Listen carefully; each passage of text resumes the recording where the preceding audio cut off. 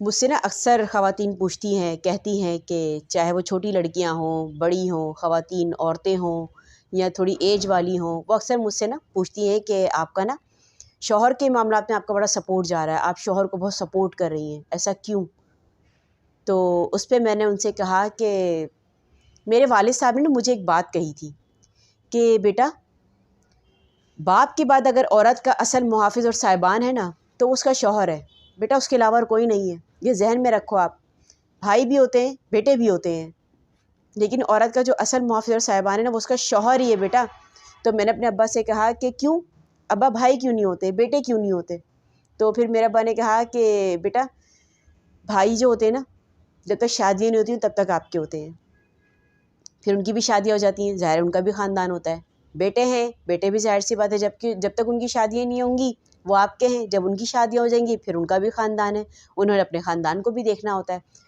اب پھر میں نے اس پہ ایک بات ان کو ایک اور سمجھائی، جو خواتین تھیں، میں نے ان کو ایک بات اور سمجھائی، میں نے کہا چلو آپ مجھے ایک بات کا جواب دو، خدا نہ خواستہ اگر آپ کا جھگڑا ہوتا ہے آپ کے شوہر سے، آپ لڑائی جھگڑا کرتی ہو، خوب جھگڑا کر کے اپنے ماں کے گھر آ جاتی ہو، تو کوئی برداشت کرتا ہے آپ کو؟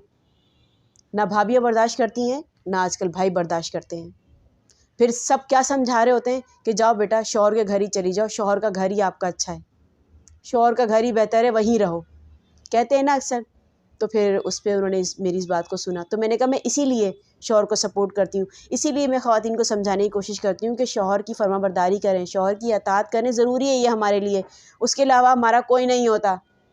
جب تک آپ کے والد صاحب زندہ ہیں تب تک سب کچھ، اللہ تعالیٰ سب کے والد صاحب کو سلامت رکھے، سب بیٹیوں کے سر پہ ان کا سایہ سلامت رکھے، لیکن باپ کے بعد اگر کوئی ہے نا تو وہ شوہر ہی ہے، یہی حقیقت ہے اس دنیا کی، اس کے علاوہ کوئی نہیں ہے۔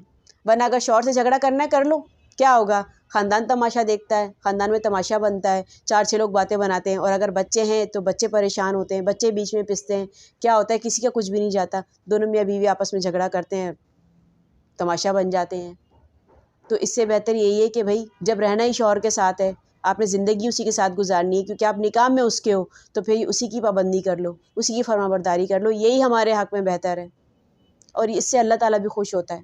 ورنہ پھر کرو جھگڑا، ورنہ پھر دیکھ لو آپ بہت گھر تباہ ہو رہے ہیں، گھر اجڑ رہے ہیں، طلاقیں ہو رہی ہیں، اس سے کیا ہو رہا ہے؟ پھر اللہ ناراض ہو رہا ہے، اللہ تعالیٰ خوش نہیں ہو رہا پھر ان چیزوں سے، پھر ہم کہتے ہیں ہم پریشان ہیں، ہماری پریشانی کی وجہ ہی ہم خود ہیں۔ ایک عورت نا ایک عالم صاحب کے پاس گئی اور ان سے کہتی ہے کہ نا اللہ تعالیٰ نے اسلام میں ہمیں شوہر کی ہی اطاعت اور فرما برداری کا پابند کیوں کیا ہے؟ تو شوہر کو کیوں نہیں عورت کا پابند بنایا، کیوں نہیں اس کی اطاعت کا پابند بنایا؟ تو اس پہ عالم صاحب نے پوچھا کہ تمہارے کتنے بیٹے ہیں؟ تو اس عورت نے کہا میرے 3 بیٹے ہیں۔ تو عالم صاحب نے اس پہ اس کو جواب دیا کہ اللہ تعالیٰ نے تمہیں ایک مرد کی اطاعت کا حکم دیا ہے، اور ان 3 مردوں کو تمہاری اطاعت کا حکم دیا ہے، اور وہ تینوں تمہاری اطاعت اور تمہارے ساتھ اچھے معاملات کیے بغیر ہرگز جنت میں داخل نہیں ہو سکیں گے۔ تو پھر بتاؤ زیادہ پابند کون ہوا؟ تو پھر اس پہ عورت نے کہا کہ بے شک میں اسلام کی اس نعمت پہ اللہ تعالیٰ کی شکر گزار ہوں۔ شوہر ضروری ہے، شوہر کی فرما برداری ضروری ہے، شوہر کے بغیر کوئی زندگی ہی نہیں ہے۔ جس دن ساری خواتین یہ سمجھ لیں گی نا، آپ یقین کریں نہ گھروں میں جھگڑے ہوں گے، نہ گھر اجڑیں گے، نہ ہی طلاقیں ہوں گی۔ یہ سمجھنا پڑے گا خواتین کو، ورنہ پھر بنا لو اپنے آپ کو تماشا ہی بنو گے پھر، اور کچھ بھی نہیں ہو سکتا آپ کا۔